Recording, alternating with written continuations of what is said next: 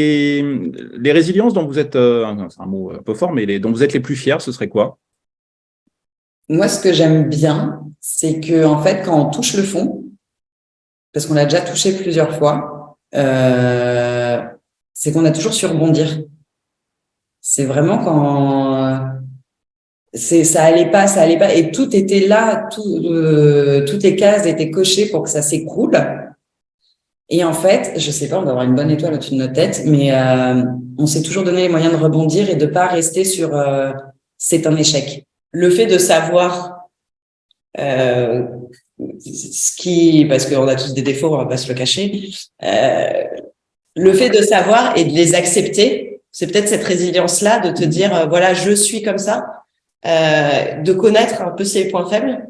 Peut-être que ça t'aide toi à te comporter et à avancer et à être limite plus performant parce que tu sais sur quoi ne pas aller.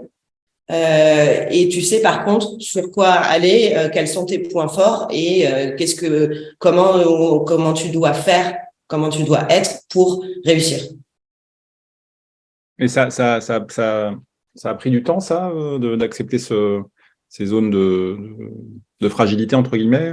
On va pas se mentir, les responsabilités professionnelles, c'est une chose. Les responsabilités parentales, c'en est. On est quand même sur la responsabilité bien plus importante, où ça te plonge comme ça et tu sais pas, t'apprends en fait. C'est comme monter c'est comme monter une société, t'apprends au jour le jour. Non mais si on le rapporte à ça, c'est un challenge. Ouais. Et puis à la fin, tu as le produit fini.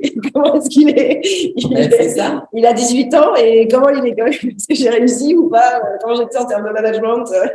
Non, mais. Mais non, mais en fait, en tout cas, à titre perso, moi, ma première boîte que j'ai montée, je me suis rendu compte que j'étais capable de faire quelque chose. Moi, j'ai été salariée avant de monter Muse. Je m'y retrouvais pas. En plus, je me suis fait malement lourder par une agence de design parce que, soi-disant, j'avais outrepassé mes droits en tant que créa. Bon, bref, voilà. Et le fait de monter des sociétés et d'entreprendre, pour moi, c'est un truc où je me dis, j'en tire une certaine fierté de me dire, putain, j'ai réussi. Ou en tout cas, j'ai osé y aller. Donc voilà, donc on a nos bébés professionnels avec Diane et on a nos bébés physiques chez nous. Et à chaque fois, voilà, c'est de se dire, en fait, je suis une personne avec plusieurs facettes et je fais de mon mieux et mine de rien, je touche du bois. Pour l'instant, je m'en sors pas trop mal. Donc voilà. Et après, tu as tout le reste. Bah oui, la vie perso où tu as des moments très difficiles et tu penses que tu t'en sortiras pas. Et il y a un moment, en fait, tu sors la tête de l'eau et alors, ça ne devient pas quelque chose de passé. C'est toujours là, mais ça te rend plus fort. Ouais, ça t'a apporté de la force.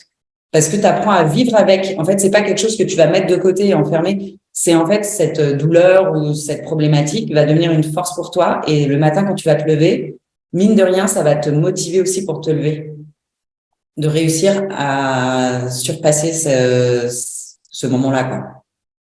De montrer que c'est une résilience, là, sur le coup. Ouais.